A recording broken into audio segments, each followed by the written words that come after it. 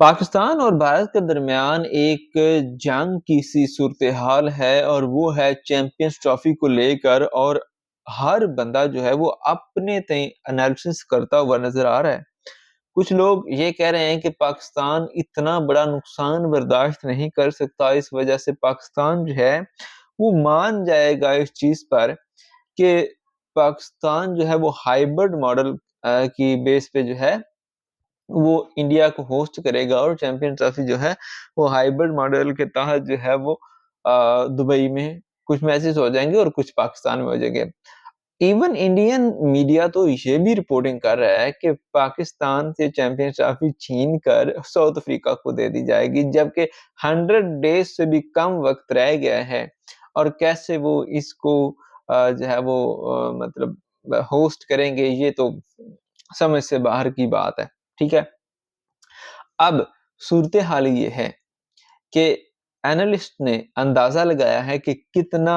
نقصان جو ہے وہ پاکستان کو برداشت کرنا پڑے گا اگر وہ چیمپئنز ٹرافی کو پاکستان میں نہیں کرواتے۔ $65 ملین صرف ہوسٹنگ فیس ہے جو پاکستان کو ملے گی آئی سی سی کی طرف سے، یعنی کہ جو ہوسٹ کر رہے ہیں،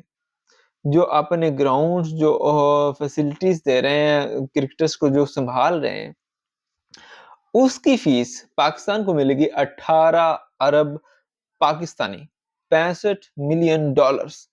18 ارب پاکستانی بنتے ہیں، تقریباً 18.5 ارب کر لیں۔ ٹھیک ہے،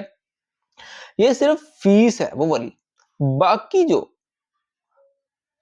پیسہ ہے جو ٹورنامنٹ سے آئے گا یا باقی چیزوں کے جو پیسے ہوتے ہیں، ٹورنامنٹ میں ہر ٹیم کو پیسے ملتے ہیں، سیمی فائنل والی کو، فائنل والی کو، ہر ٹیم کو الگ سے رقم ملتی ہے، وہ الگ چیز ہے۔ یہ 18 ارب صرف ہوسٹنگ فیس ہے، اور 18 ارب یہ، اور تقریباً 15-16 ارب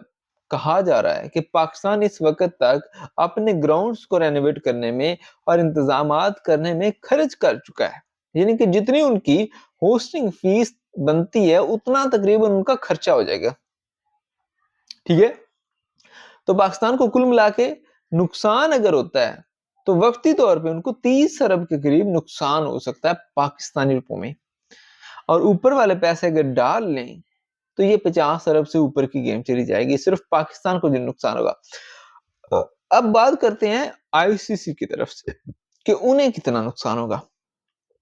آپ اندازہ لگا لیں کہ جس ٹورنامنٹ کو ہوسٹ کرنے کے لیے 18 ارب پاکستانی صرف فیس دی جا رہی ہے آئی سی سی کی طرف سے پاکستان کو، تو اس کی کمائی کہاں پہ ہوگی؟ ٹھیک ہے، آپ جیسے ٹریڈنگ کرتے ہو، آپ کو شاید اندازہ ہو، آپ 1000 روپے کی ٹریڈ کرنا چاہو تو فیس کتنی ہوتی ہے؟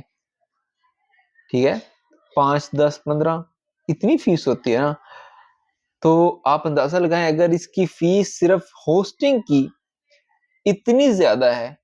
تو کتنا پیسہ کمائے گا آئی سی سی، اور اس میں سے 70% یا 80% آئی تھنک جو ہے وہ تو انڈیا کو جاتا ہے۔ ٹھیک ہے، تو انڈیا کتنا بڑا لاس لے گا، یہ بات بھی آپ جو ہے وہ سوچ سکتے ہیں۔ انڈیا کو بہت زیادہ نقصان ہوگا، پاکستان کو بھی بہت زیادہ نقصان ہوگا، اور آئی سی سی بھی ڈوبے گا، ان کو بھی بہت زیادہ نقصان ہوگا۔